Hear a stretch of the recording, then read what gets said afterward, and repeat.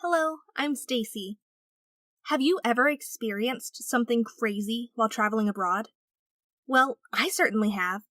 It's not what you'd expect, though, because I'm not talking about a wild adventure. Actually, it was an experience that almost ended my life and everyone who was on the plane with me. Sounds a bit mental, right?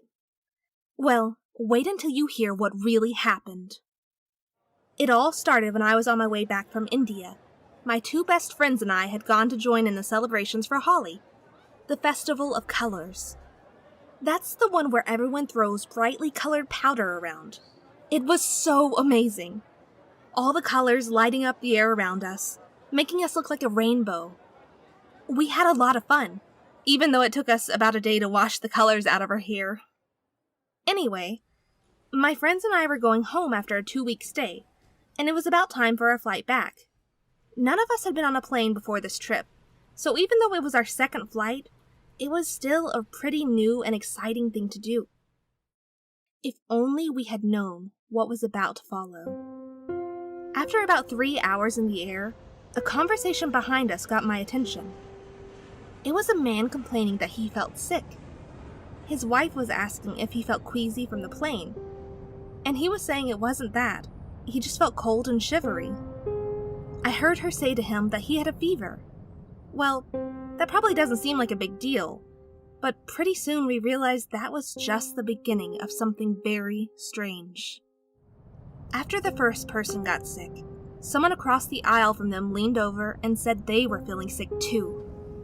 They compared the symptoms and they both felt the same thing. My friends and I weren't really bothered at first, but when we heard another passenger asking the flight attendant if they had anything to help with the fever, we started freaking out. It was getting seriously weird.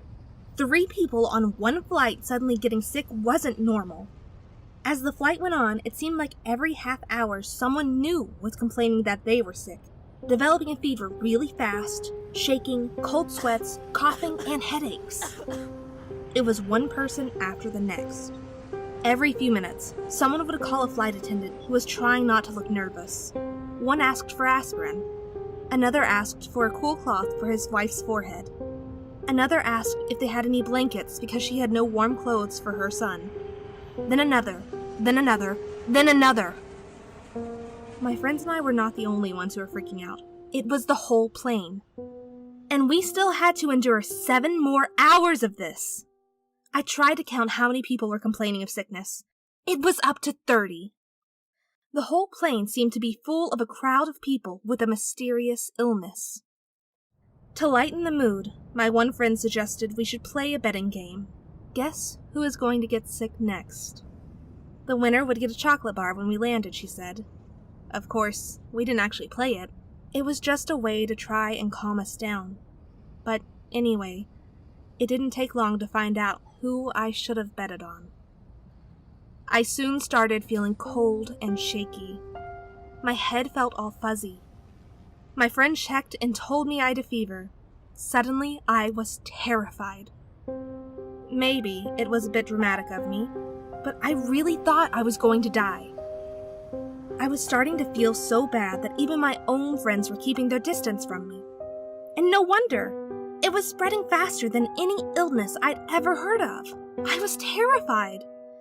20 minutes before the flight landed, people started to relax a bit. I guess that they couldn't wait to get off this diseased plane. However, when the plane landed, things got even more chaotic because the doors wouldn't open. The plane had received an order to lock everyone in. Finally, there was an announcement. We were being quarantined. Nobody was allowed off the plane before things were handled. We were told to stay put and wait for medical professionals, and that nobody must attempt to leave when the doors opened, or we risked spreading the unknown foreign virus to everyone outside. That made me even more scared. Quarantine was the kind of thing that only happened in movies. If they weren't letting us off this plane to protect everyone outside, I figured they must have thought there was a chance we could all die. So I wasn't being too dramatic after all.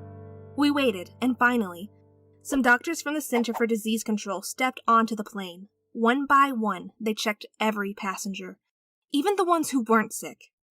With the sick ones, they checked their temperature, their blood pressure, asked them where they had been, and interviewed them about their symptoms. I listened closely. Everyone was describing the same thing. Every now and then, the doctors would step into the cockpit for a few minutes before coming back out.